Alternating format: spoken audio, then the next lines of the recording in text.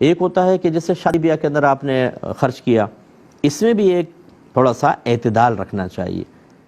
جی پٹاخے پھوڑے ہم نے کتنے 10 لاکھ کے، لا حول ولا قوت۔ ایک تو لوگوں کو اذیت، لوگوں کو تکلیف، دھما دھم۔ میں بعض اوقات اپنی بلڈنگ میں کام کر رہا ہوتا ہوں تو باہر وہ قریبی ہال وغیرہ ہے تو وہ کوئی آ جاتی ہے بارات، کبھی کبھی تو 1:30 بجے، 2 بجے، 2:30 بجے، اور اتنے زبردست دھماکے کہ میں آپ کو بتا نہیں سکتا ہوں۔ اچھا چلو ایک دھماکہ ہو گیا نا، آدمی تھوڑا سا ہلتا ہے، تھوڑا نارمل ہوا، پھر کام شروع کیا، دوسرا، تیسرا، چوتھا، حتیٰ کہ 10 منٹ 15 منٹ تک دھماکے دھماکے اور ہلڑ بازیاں، شور شرابہ۔ بعض اوقات ایسا ہوتا ہے، اس میں کیا لوگوں کی دعائیں حاصل ہوں گی؟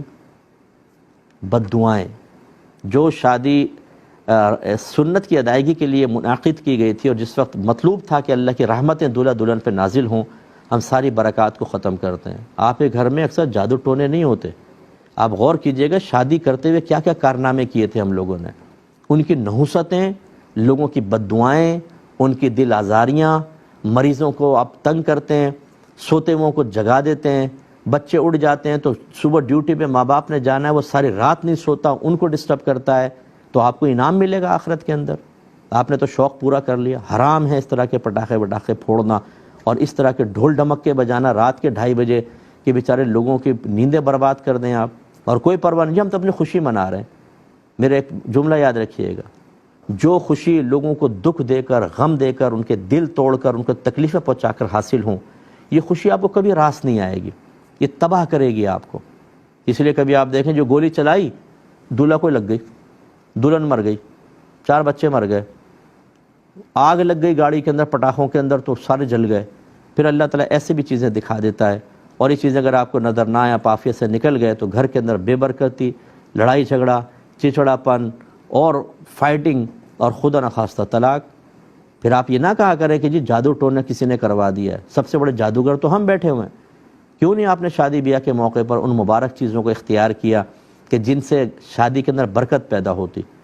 ہم خوشی کے موقع پہ سمجھتے ہیں کہ قلم شریعت اٹھ گیا ہے، ہم بے شترے بے مہار ہو کر جو کرنا چاہیں کریں۔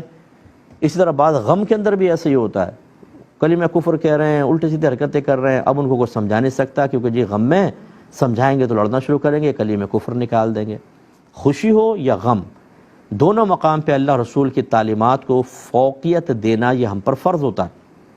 تو یہ پٹاخے وغیرہ کے اندر مال ضائع کرنا اور بیجا اس طرح مطلب ہے کہ بہت ہی زیادہ ڈیکوریشن کرنا اگرچہ اس کی اجازت ہے، میں اس کو منع نہیں کہہ رہا ہوں، لیکن ایک لیمٹ تک کریں، ٹھیک ہے نا، ایک خاص احتیاط تک کریں۔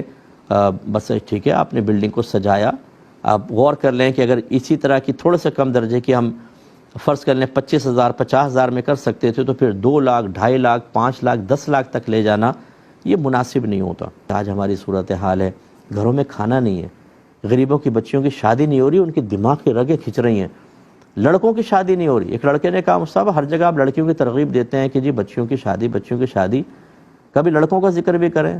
میں نے کہا خیریت کیا ہوا؟ کہنے لگے میری امی نے کہا 5 لاکھ روپے دو گے تو شادی ہوگی ورنہ نہیں ہوگی، نہ 5 لاکھ جمع ہو رہے نہ شادی ہو رہی ہے۔ یہ اس نے کہا ہم پر بھی نگاہ کرم فرمایا آپ۔ تو یہ صورتحال یہ ہے، اس میں بہرحال کوئی برا نہ مانے، لیکن ہمیں ان چیزوں پہ توجہ کرنی چاہیے۔